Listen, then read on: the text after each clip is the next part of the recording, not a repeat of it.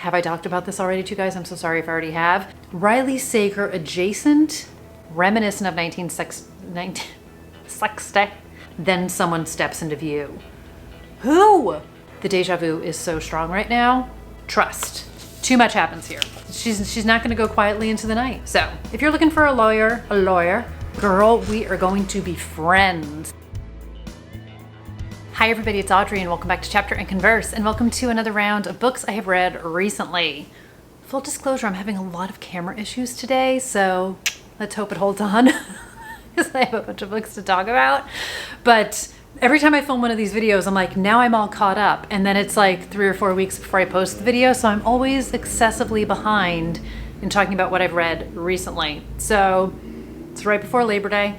This is where I'm at right before Labor Day. And we'll see when this hits the big screen. Okay, first book I'm going to talk about is The Bump by Sydney Carter. I talked about this book in a vlog I did recently because I finished reading it during said vlog. So if you have seen that vlog and don't want to hear about it again, all cool. And if you want to hear about it, here we go. I very much enjoyed this book. I had started this book like end of May, I want to say, beginning of June.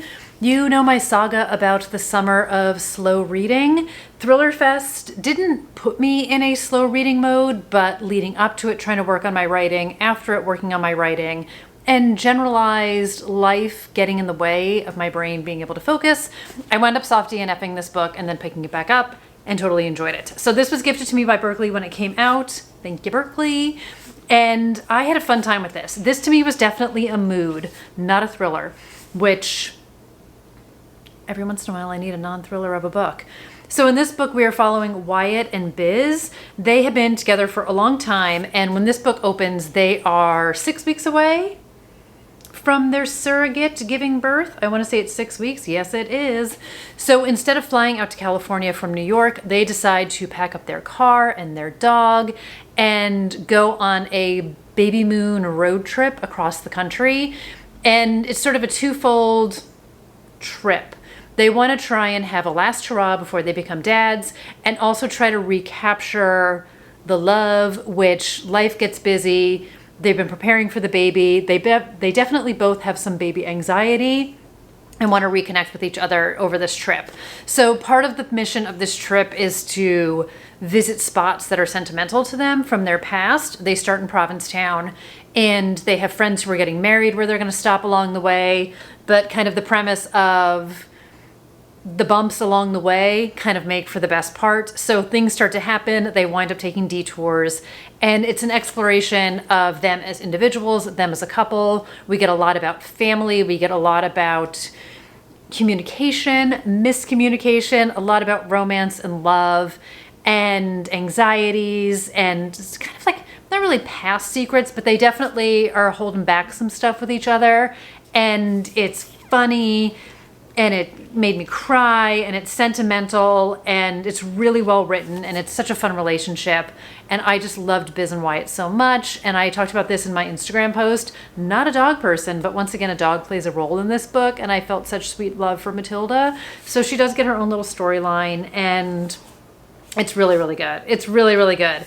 I would definitely recommend this to anyone, thriller reader or not. Like, it's just good story. And it's definitely like a great summer book. And I realize by the time you're seeing this, technically it'll still be summer. I am a Labor Day is the end of summer kind of a person. But again, you can read this any time of year. But I associate road trips sometimes with like summer vacations. But there is no wrong time to read a good book. See what I did there? I should also mention none of these are in the order in which I read them. This is the order in which they're on the file. Because the next book I'm going to talk about is the last book that nope, that's a lie. Second to last book that I finished. This is We Love the Nightlife by Rachel Collar Croft. I loved this book. Capital L-O-V-E, loved this book. L-O-V-E-D, you know what I mean. I read Stone Cold Fox last year, which was her debut, which I very much enjoyed. This book I loved. This begins in 1979 in London. We meet Nicola and Amber. They meet on the dance floor at a disco. Nicola has been a vampire for over 2 centuries. Amber is a newly married American. She met her British husband at a bar in Chicago. Again, it's 1979. She flew back to London with him. Her parents and family thought she was kind of nuts. And she's living this adventure, but her husband's not so big into the nightlife. He's a little bit older. And Amber just wants to be free and have fun and live her best life. And Nicola makes her an offer that she does not refuse for eternal life together. So we get to see them meeting in 1979. The book takes place over 50 years, and then there are a few detours into like 1840, 1850 for a little background. And we get both of their POVs. So in present day, Amber is kind of struggling in this relationship. And what I love about it is this is such a deep dive into complicated female friendships. And I think we have all been in relationships, romantic or otherwise. Like there's a reason or a season. There are people you meet in life. And even the best of relationships can sometimes kind of peter out and fizzle out. And the hitch is that Nicola is not someone you just walk away from. And Amber is keenly aware that you definitely don't just walk away from her alive. So she has to find her own escape hatch. And Nicola is kind of aware that Amber's not really feeling it these days. So her solution is to recapture their glory days and proposes they open a disco reminiscent of 1979, where they are the center of all attention on the center of the dance floor. So we have two women working towards two different goals. There's a great cast of supporting characters in this. I didn't know what to expect. So I am definitely a diehard Buffy fan from like the Christy Swanson movie into the SMG years. And I watched some of Angel. That is kind of my real Vampire Diaries. I did not watch Vampire Diaries. I was not a True Blood girl. So I definitely had some preconceived notions about vamps. I love how this plays against the assumptions. I did see Interview with the Vampire too, because Brad Pitt, because of course. Also, fun fact, guy I went to high school with had a cameo in it. But anyway, I mean, he dies, so it's fine. No, blink and you miss it. I remember it being a big deal. And like when word spread. Anyway, I loved how this played with like vampire lore. There definitely is some blood to it. They are vampires, but it's not all blood all the time. And really the core exploration of this relationship between the two of them. But it's also disco and amazing music and fantastic fashion, and seeing how they evolve over the years and how their relationship has grown and changed. And I just thought it was absolutely fantastic. I loved it so much. And I can't recommend it enough. I totally, totally loved it. I think it's fantastic.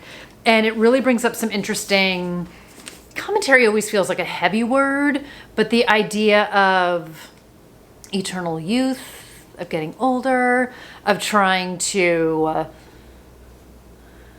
be ageless, you know, like age defying, all of these things. The idea of your outer appearance, your inner appearance, like your inner feelings. And then what's also very interesting, and again, I kind of relay this to my Buffy Angel lore about vampires turning people against their will and against their choice. So there's a lot about choice in this and decisions that are made and living with the consequences of your decisions, but also like totally wrapped up in an extremely fun book. So it's not heavy, but it's just woven in, and there's just elements that really made me think about other things. Do with it what you will. It's a fantastic book. So highly recommend it. Highly recommend it.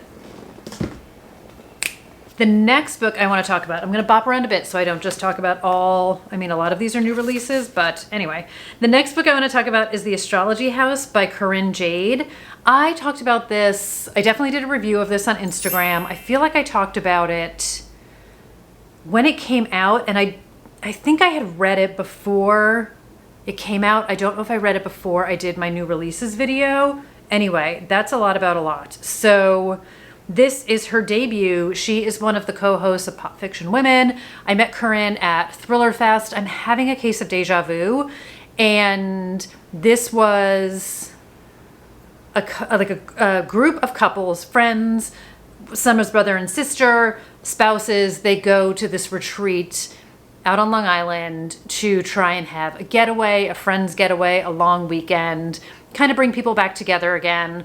I love an isolated setting, like not so isolated that you can't leave. Like you can hop in the car and go into town if you need to. They go for walks on the beach. So it's not like, and then there were none.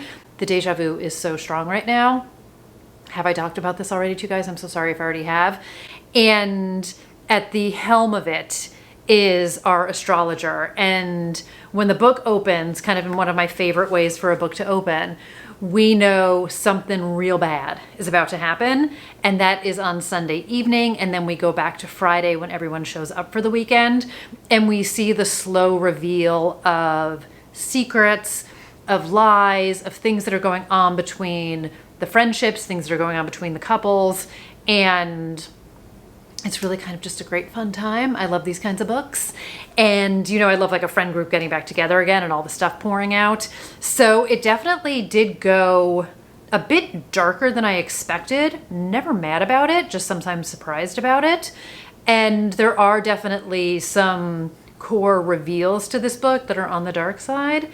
But I had a very fun time with it. And one of the things I loved, I'm just looking down at my notes so I can get everybody's names right. So Margot is our main character, and her brother Adam are kind of at the core of the story. Their parents died when they were younger, and there's sort of a friction, yet a protectiveness between the two of them. And everyone is sort of at a different stage of their life in terms of having children, not able to have children, you know, should we get divorced? I think I want to stay with my spouse. You know, kind of all of these questions are coming up. And then again, complications between the friendships and some people being better friends with each other than others. So maybe a little jealousy going on there, a little bit of distrust going on between some of the people. And then we have Renee, who is the astrologer, short for Serena. So it took me a minute to get her name right until she said it's short for Serena. I was calling her the wrong name. And we get to see like her whole history with this house and her whole background. So there's a lot of things going on, but not in a confusing way.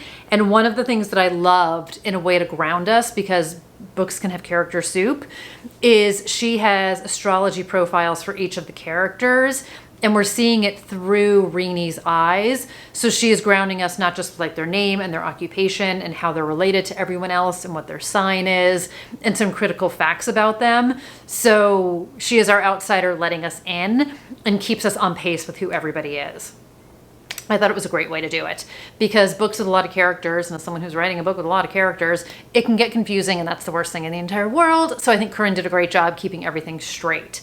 And on that note, I would say go in and have fun. I'm like, is there anything else critical you need to know? I feel like the less you know sometimes in thrillers, the better. But it was a really good time. And she does a fantastic job with the actual house, very much in a Riley Sager way, where the setting is the character as well.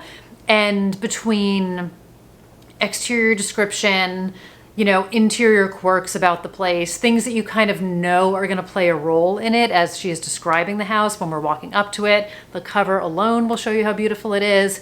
But I think she did an incredible job in creating the atmosphere of this book. We do get some inclement weather, which we find out in the opening chapter. I love when weather comes to mess everything up. And I thought it was fantastic. So very excited. Thought it was a really good book. Very much enjoyed it. This came out in July, so you can totally get your hands on it if you haven't already. You can get your hands on all of these. None of these are books that haven't come out yet. So we've got that going. Okay. Next book I have is In Her Defense, and this is by Amy. Let me get her name right. Okay. In Her Defense by Amy Impellizzari. She was someone that I saw on a panel at Thriller Fest, which is how I was introduced to her. I picked up her second book, bar none, at Thriller Fest. They didn't have her first book. So this is part of the River's Edge Law Club. I think the connecting factor, I haven't yet read book number 2, but I think the law firm is the connecting character, kind of like ton of French. I was like, what is her name? Dublin Murder Squad or Hannah Morrissey with the Black Harbor books. I imagine a character hopefully will loop through, but if not, it's totally fine. But I think the law club is the center on this. So you could perhaps go into book number 2 without reading book number 1, but stay tuned. I will let you know. Anyway, doing it from the start, I read book number 1. So I did the audiobook of this, and this was read by Tavia Gilbert. I borrowed this from my library. So we have 2 main characters in this book.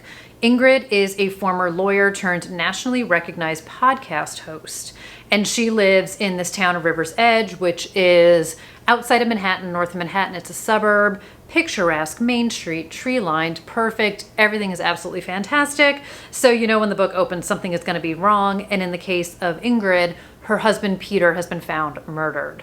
So as if that's not bad enough, Ingrid's former friend Opal winds up being arrested for the murder. And the press quickly seizes on Opal's past as a single mom and a stripper. Ingrid's first priority is protecting herself and her own son, Drake, along with her podcasting business. She's trying to stay out of the gossip. She doesn't know what happened to her husband. But as things start to escalate, Opal calls her and asks her to be her lawyer. And for reasons that we find out, Ingrid agrees to be her lawyer. So we are seeing this through the point of view of both women. We can obviously understand the complicated dynamic between these two women as former friends, and one is accused of the other's husband, and everybody's antenna goes up when they're like, why are you defending the woman who is accused of murdering your husband? What is going on here? So I will say that this book also definitely went a bit darker than I expected. We do get some investigation. We do get some of the police. Opal also has a young son, so there is some child protective services. Ingrid winds up taking care of him. We get a lot of complicated dynamics going on there. Opal's got secrets in the past. Ingrid's got secrets. We get to see in a past timeline their friendship, how it's built, how it kind of fell apart. And there's just a lot happening here. And I feel like sometimes when I say there's a lot happening here, that sounds not good. Not good. It's good that there's a lot happening. There's a lot of characters. There's a lot of moving parts to this book. I was expecting like a hardcore courtroom book when I heard about like a murder trial. I've talked about my repurchase of Presumed Innocent, which I haven't started yet. And I definitely was like feeling a courtroom vibe. There is some courtroom to this, but a lot of what we see is like lawyering outside of court as well. Anyway, I very much enjoyed it. I thought it was a good introduction. I'll be very curious to see where she goes in Bar None, which I'm just going to look very quickly to see if there is a obvious crossover. Okay, I'm not seeing an obvious crossover to book 1 in book 2. It sounds like the law firm Barnowl, B-A-R-R, in book number 2 has a estate in River's Edge, so maybe that's the connection. Anyway, I'm very curious. This one's set in New York City, and then Amy Impellizzeri either is still a lawyer or was a lawyer, so you have a lot of behind the curtain, inside track kind of stuff going on here too. So if you're looking for a lawyer book, I would highly recommend checking these out. The next book I have is What Happened to Nina by Dervla McTiernan. I'm going deep on a missing persons vibe as of late, and I had seen Dervla McTiernan moderate a panel at Thriller Fest, which is what made me need to put her up my list as somebody that I needed to be reading. And I decided to go with her newest book, which I very much enjoyed. This is so dark and messed up, and I sound like a broken record. This was darker than I thought it was going to be. Not mad about it. This is my first Dervla book, and if this is the land where she lives, girl, we are going to be friends. I loved this. So in this book, we are getting the parents of 2 children who are involved in a disappearance. So by children, I mean college students. Nina and Simon have been together for a while. They grew up together. They were friends for a long time. They dated in high school, and then they dated when they both went away to college. So Nina goes to college close to home. They're in Vermont. Simon is at Northwestern, and he comes home for a vacation, and they wind up going to his family's country house in Vermont for a vacation alone together. I want to say they're 20 years old, and only Simon comes back. And he tells everybody that they broke up the night before, and she basically threw him out of his own house, and he just drove away. One of her friends was coming to pick her up. He doesn't know what happened because he came home, and that's the end of it. But Nina never comes home, and Nina can't be found, and none of Nina's friends know where she is, and nobody ever heard from her. So we get the POVs of Nina's parents, who are desperate to find their daughter, and then we get the POV of Simon's parents, who are desperate to protect their son from the accusations that Nina's parents are flinging his way. This is such an interesting look at grief, at parenting, at very complicated relationships, the dynamic between these parents, how they are kind of fighting on opposite sides. We get police investigation in this one.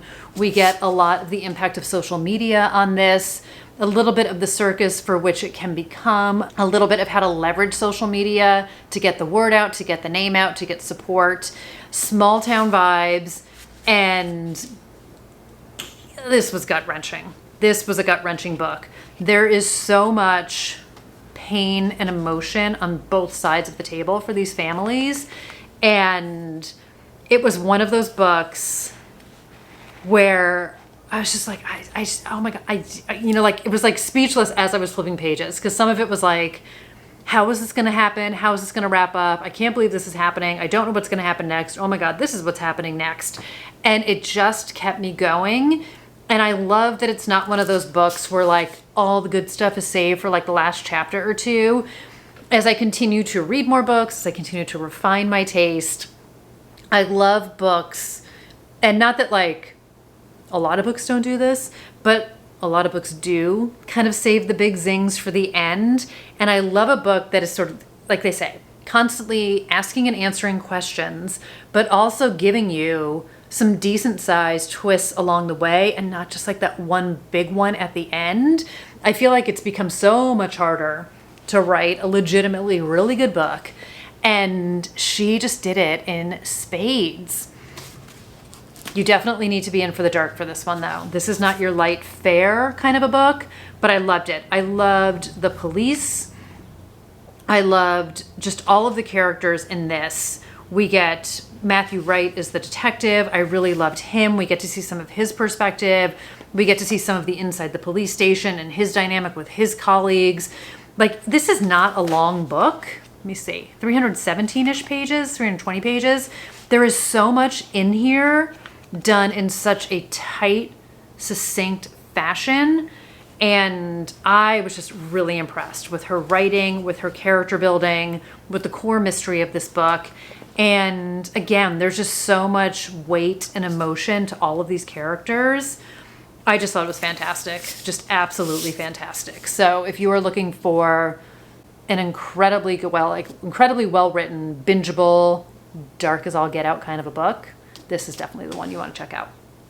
Okay, another missing person-ish book is Till Death Do Us Part by Lori Elizabeth Flynn. She wrote The Girls Are Also Nice Here, which was one of my favorite books of 2 years ago. I want to say it came out in 2022, which was college, present day, reunion, past and present secrets, everything I love in a book. This book is different than that. One of the best covers in the entire universe. Also picked up this one from Thriller Fest. Thank you very much.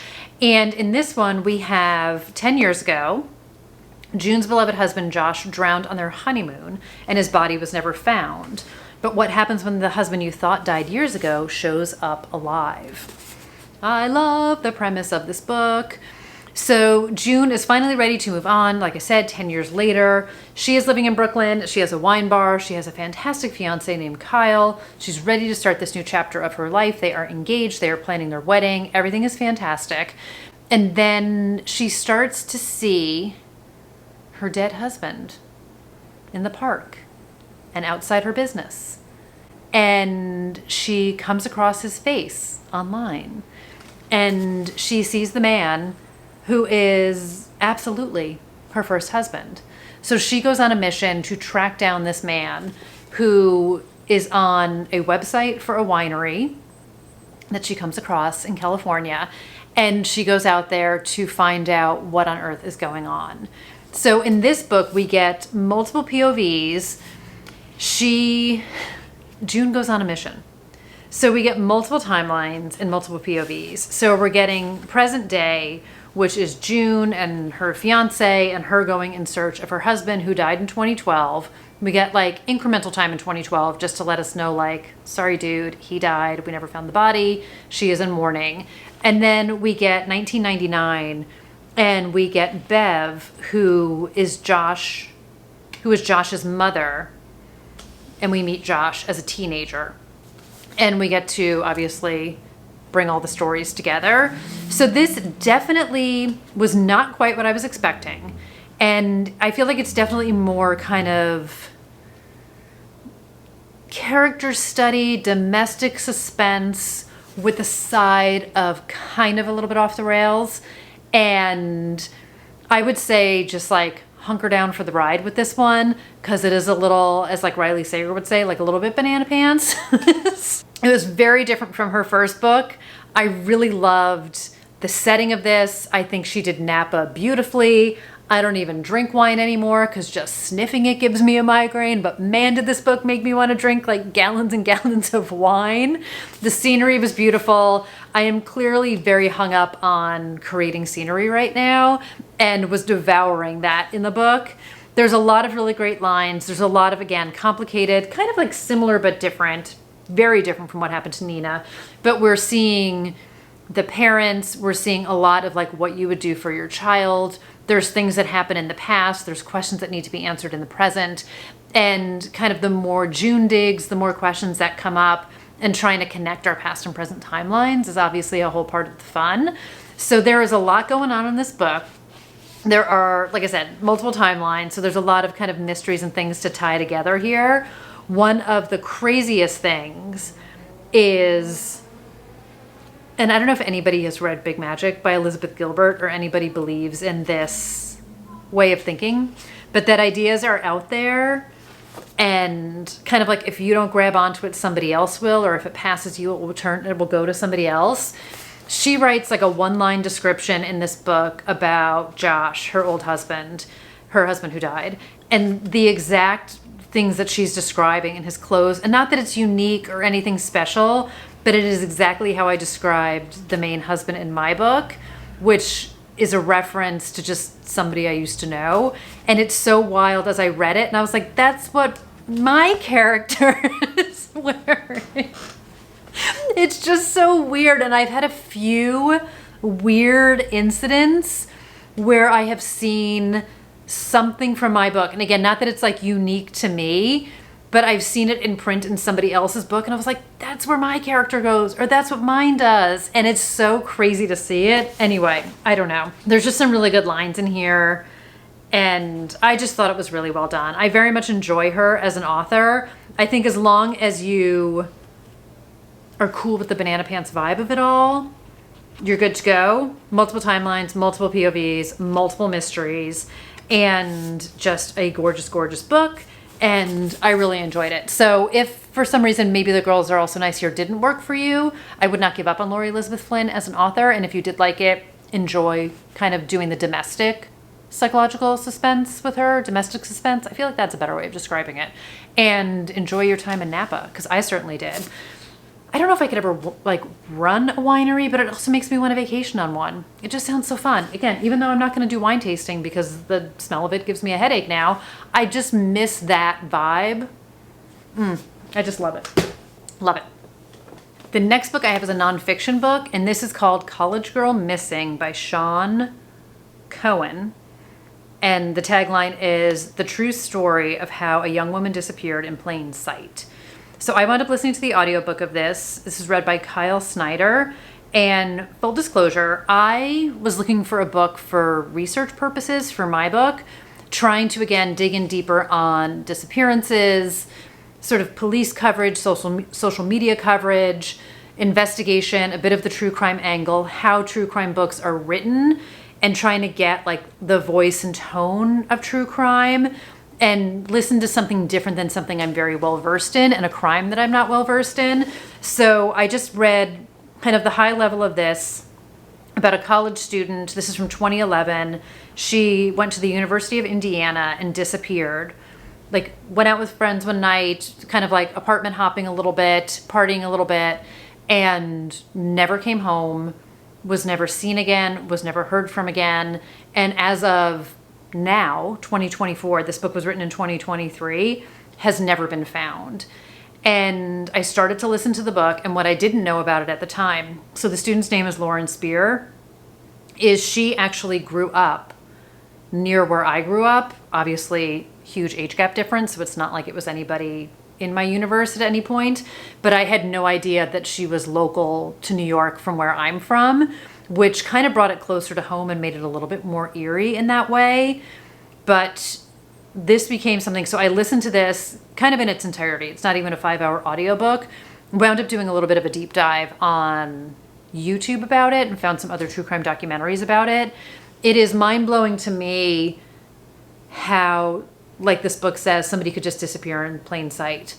So she's sort of last seen on camera leaving her apartment and went to other places at night, but was constantly with people, other people in college. She left her phone at a bar.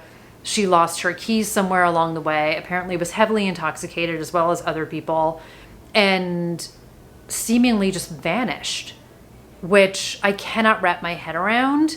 And I can't even imagine what her family is going through. So much of this was about her family going out there, the police investigation, her boyfriend, her friends, people closing ranks, people lawyering up, people not answering questions, and the media's response to this. And kind of like in a What Happened to Nina, the parents of the girl, Lauren, who has gone missing, versus the parents of her boyfriend, who kind of came out in the media and said some not so flattering things about Lauren and read very like blaming the victim, which gives you all the ick. And just very interesting, the dynamic. I read What Happened to Nina first. Again, having no idea of any connection. I really was looking for something to get the true crime beat down for what I'm writing, like the beat of the storytelling for my writing. And I was going to say I was pleasantly surprised. That sounds absolutely disgusting. I was surprised how engaged I was with this story, because I wasn't really reading it for context necessarily. I was reading it for research, but really got pulled into the story, and just wild. I mean, I can't even imagine how, again, with cell phones and tracking and social media, and again, 2011, so it's not like it was that long ago, that you could just completely lose track of somebody and somebody could vanish without a trace in this very, very popular college town. So it's not like they were in the middle of nowhere. So anyway, there is original reporting. Sean was one of the original journalists who responded to this back in 2011. He has a very complicated relationship with her parents. They have become friends over the years. So he kind of came back out to reinvestigate and re-explore this story and retell it. Not like with a different spin, but a continued telling of the story. There's a lot of his personal life in here, which also puts some interesting context about how he was dismissed by some people, why he was disregarded by some people, how he pursued different leads, how he went after things that maybe the police weren't following up on or other people weren't following up on, and tried to get witnesses to talk to him. Just really, really interesting story, really, really gut-wrenching, painful, horrible story. And I don't know if they're ever going to get answers, but just very intrigued by this. If you are looking for a true crime book, I would say perhaps this is the right one for you. But again, surprised by I feel like the closeness to home really kind of freaked me out a little bit, but very interesting story. And I don't know, maybe someday we will get answers, but all these years later, nothing, just awful. So that's that. Back to some fiction. So now for a book that does give some answers. This is You Will Never Be Me by Jessie Q. Sutanto, serving up content to die for. This is about two influencers who are the best of friends, who had a falling out, the competition, one soared, kind of dropped her bestie, and here we are in present day seeing a very twisted dynamic between these two women. I loved this book. Like, this and We Love the Nightlife are definitely some of my favorite books of the year so far. Devoured, couldn't get enough of it. The writing was absolutely fantastic. I live for the darkness of all of it, you guys know.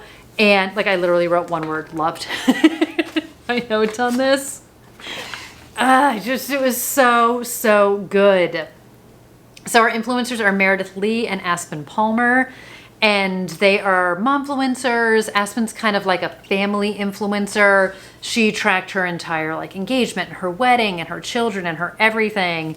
And Amber really took off, or Aspen, Amber was a different book. Aspen really took off and kind of left Meredith in her wake and ditched her for kind of like the cooler, better, bigger influencers. And Meredith's not jazzed about it. And Meredith's like, she's not like totally proud of what she's doing, but she also doesn't feel too bad about it. So Meredith is definitely looking for a little bit of revenge, to say the least. So in Meredith's opening chapter, she's like, I'm stalking my best friend. There's no use denying it. And then she's like, it's not really stalking, not like the kind you see in the movies with the stalker prowling in all black. Contrary to popular belief, black is not for everyone. It certainly does my skin tone no favors. A chloroform-soaked rag in one hand, zip ties in the other. I'm not trying to kidnap Bestie. It's more like stalking light. And Meredith sees an opportunity to get a little bit of revenge on Aspen, and she embraces it wholeheartedly and starts to kind of mess with Meredith's life. Or Meredith starts to mess with Aspen's life. And Aspen is just, she's not going to go quietly into the night. She's spent a long time building this career for herself, and she is not going to let anybody take it away from her. This full throttle pulls back the curtain on influencer life, on like what you see online is fake as fake can be. Just all of the falsehoods, all of the work that goes into it, all of the effort that goes into it, that this is no easy job to keep up with, the competition, the thirst, like the addiction of growing and likes and follows and subscriber counts and all of it, and how it can kind of turn people into monsters. And I just devoured this. Every character in these books, every character in this book is just so delicious. They are dark, they are messed up. My battery light is flashing like crazy. I loved it, loved it, loved it, loved it, loved it. Don't read this. Trust. Too much happens here. Don't read this. Just know, dark and messed up, toxic female friendship, competition, revenge, like no holds barred, just absolutely delicious fun, great wink wink, nod nods to everything, great dissection of social media, influencer culture, all of it. This one goes all in. Loved it. Loved everything about it. This is a must read for me. Absolutely read. You won't go wrong. You won't be sorry. You'll love it. I need to change my battery. I've got 2 more books. We need battery. All right, new battery, good to go. Next book I have is The God of the Woods by Liz Moore. Again, if you guys follow me on Instagram, it will not be a surprise. Every star under the sun, definitely one of my favorite books of the entire year. This was, I would say, a pleasant surprise to me because this is definitely a little bit out of my wheelhouse.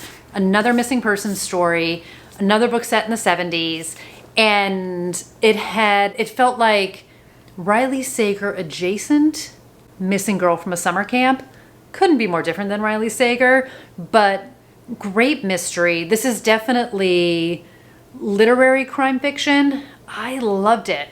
Tons of characters, so expertly drawn, introduced, unique, easy to keep track of who everybody is, multiple timelines. Everything about this book is absolutely brilliant.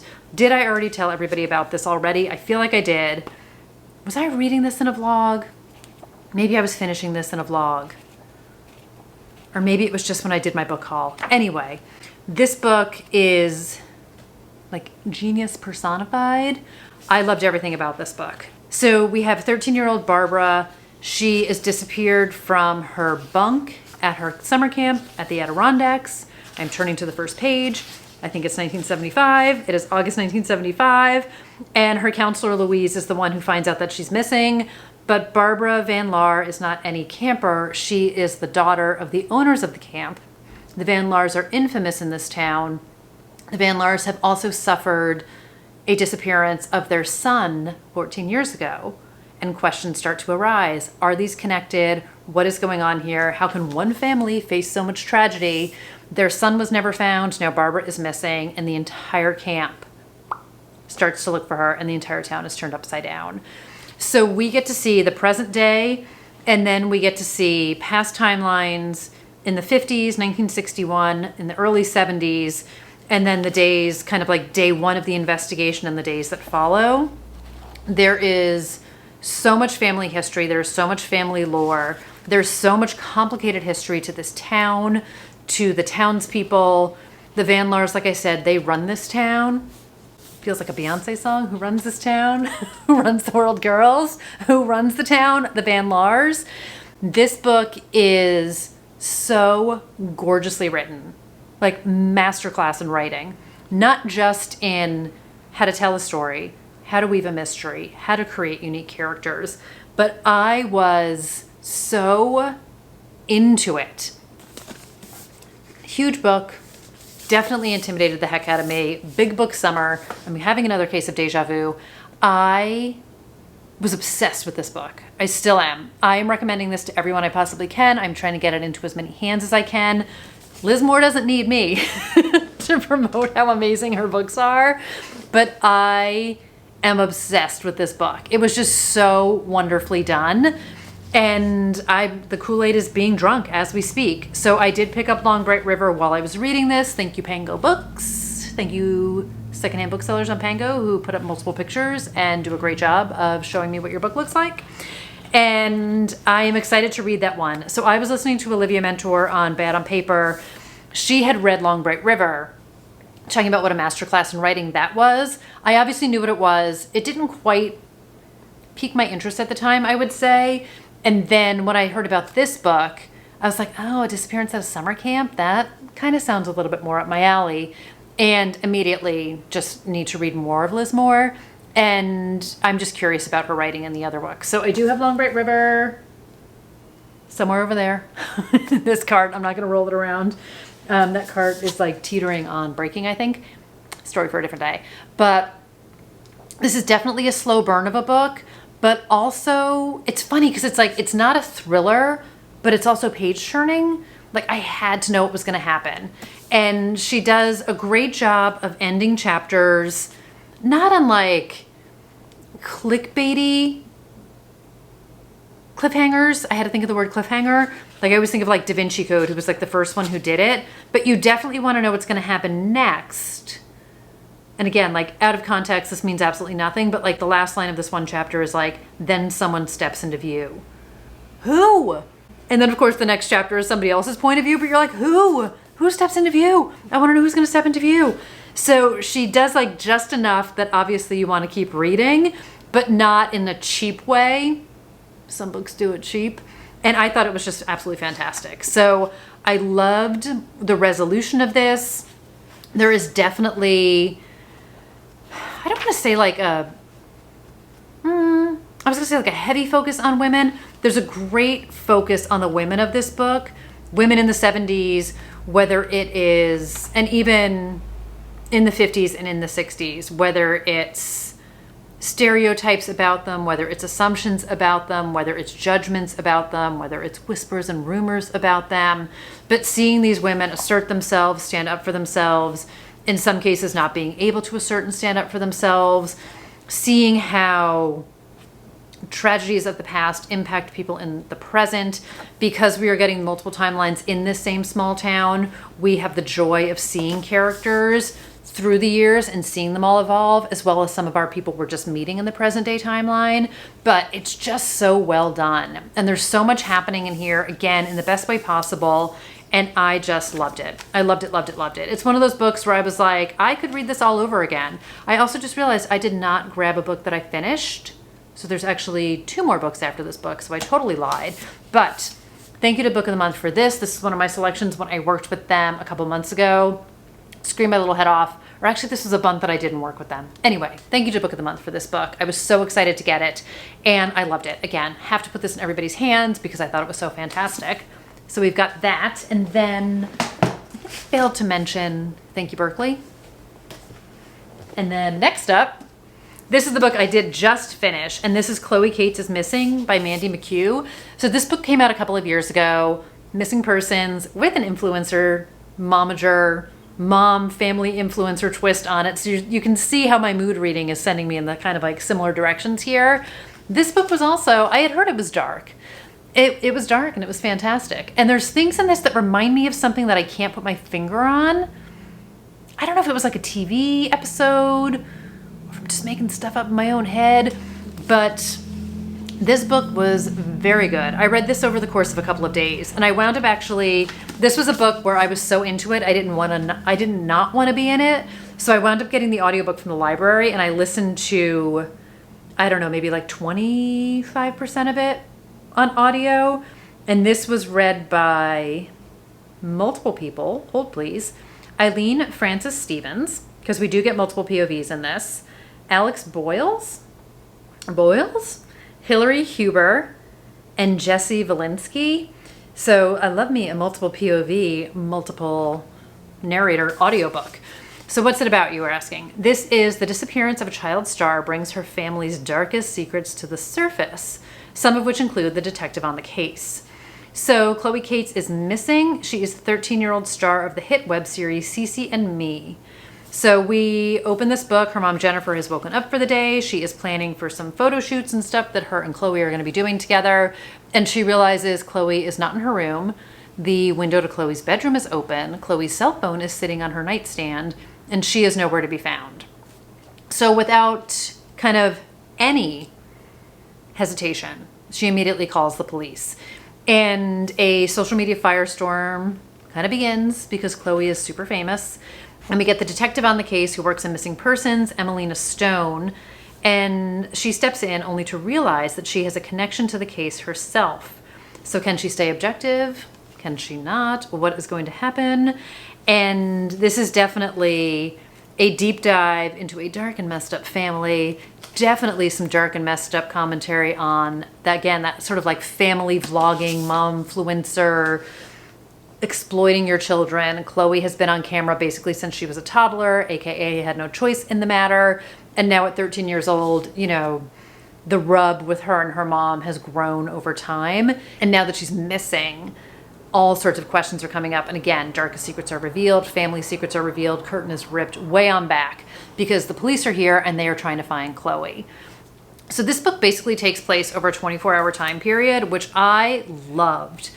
And there is tension and there are questions.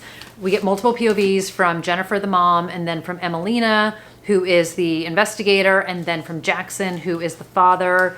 Again, we get the parents of a missing person going through it. We see the complicated grief. We see trying to process everything. Good police investigation is going on here. Everybody's got stuff going on. And I really loved it. I remember hearing just fantastic things about this book and for no good reason had slept on it. And because like I said, I've been in this missing persons influencer wheelhouse lately, I was like, I absolutely have to read this book next. And I'm so glad that I did because it was so good. Definitely bingeable, like I said. Read this in a couple of days.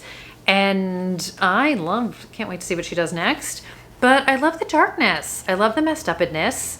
She doesn't hold back on things. And again, really makes a person think about social media and what we're seeing versus what the reality is and what we're doing to ourselves by being a part of it. I mean, there's the part of me that wants to go back to 1979, like in We Love the Nightlife, where life was a lot easier.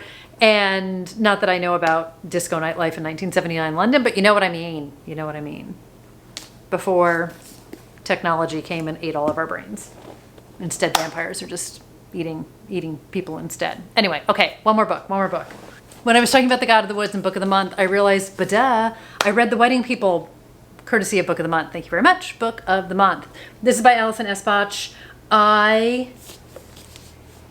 Broken record, I loved this book. I loved this book. I had a sneaking suspicion that I would, based on the premise of it, and it definitely exceeded my expectations. And I think part of that was because this book is simultaneously beautiful and gut-wrenching and funny, but so dark at times. Read the triggers. Read the triggers on this if you are worried about it. This definitely went places I did not expect. So in the case of like not revealed, there are probably some things that could have been heads up to people. Nothing bothered me. You know, I don't want to say I'm like hard to trigger, but like I'm pretty okay with a lot of stuff.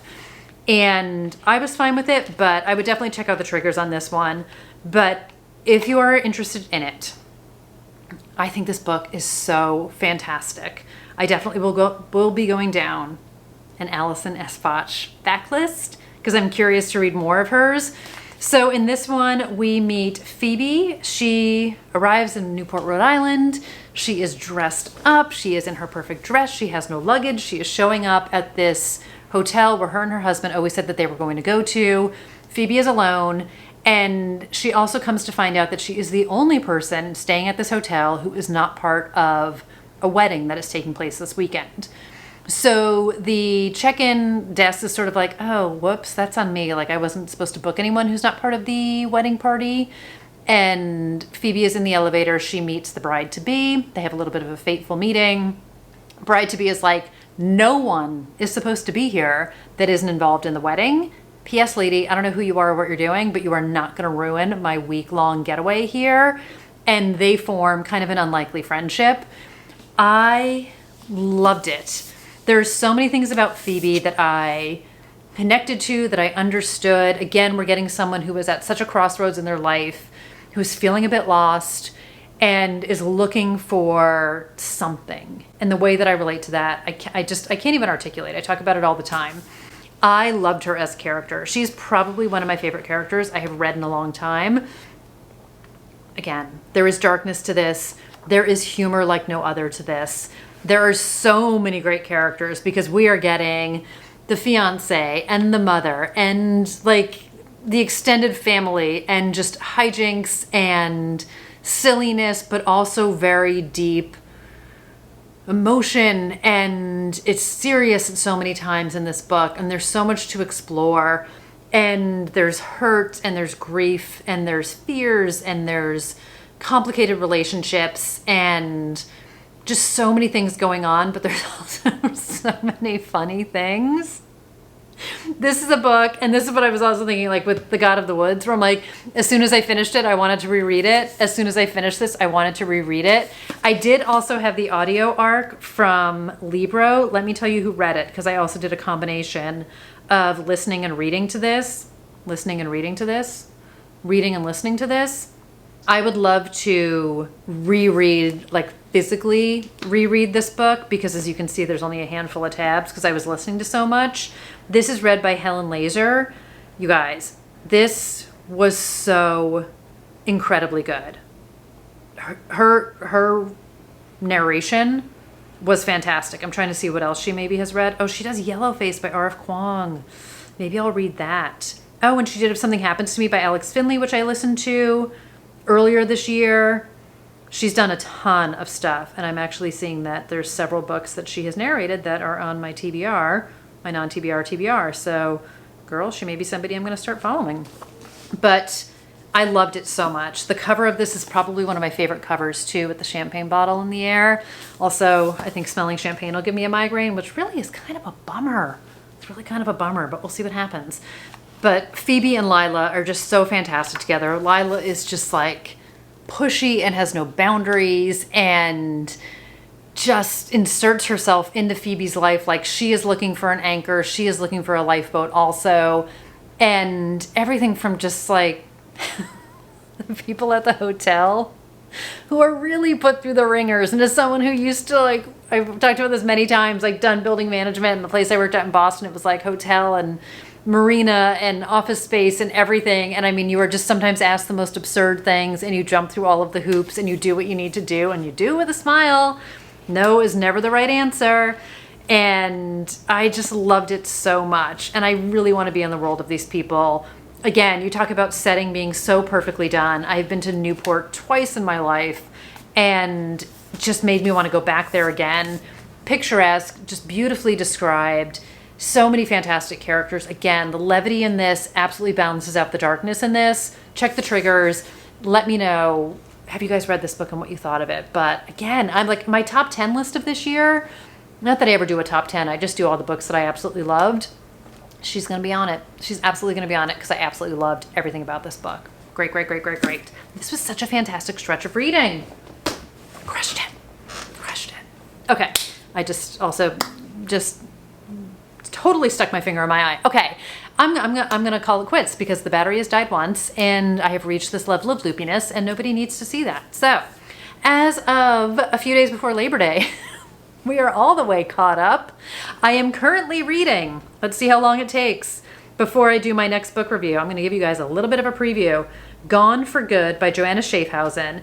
This is the first book in the Annalisa Vega series of hers. So I'd started the Ellery Hathaway. I perhaps purchased part of the Annalisa Vega series, and I was starting to feel not even guilty about it, but I was like, let me go see what's happening in that series. So I'm probably 35% of the way into it. So I'm currently listening to it on audio, but I also have it. Does anybody remember that Bones episode where Booth loses it and there's like the ice cream truck and it's like ding, ding, ding, ding, ding, and he just shoots the clown on top of the ice cream truck because he's just lost his mind? That's how I feel every time I hear a car alarm. I just want to like shoot the tires out. Anyway, this is read by Kelsey Navarro. So again, I'm doing a mix of listening and reading to this one. And then I am also currently physically reading, let me get my author right.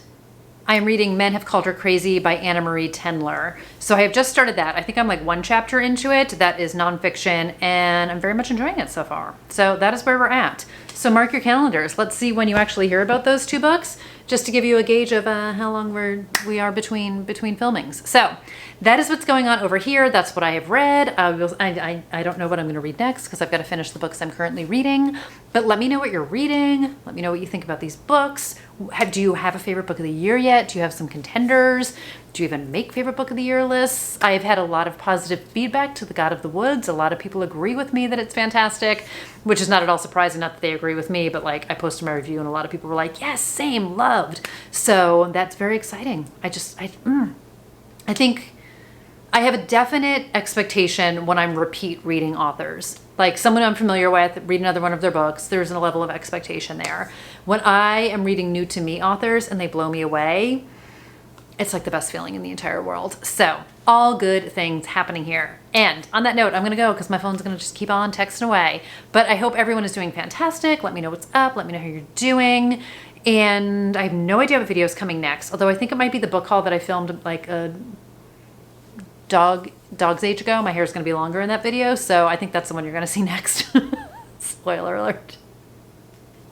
Showing things out of order. But until then, take care, everybody. I hope you're doing fantastic, and I will see you in one video or another. All right, bye.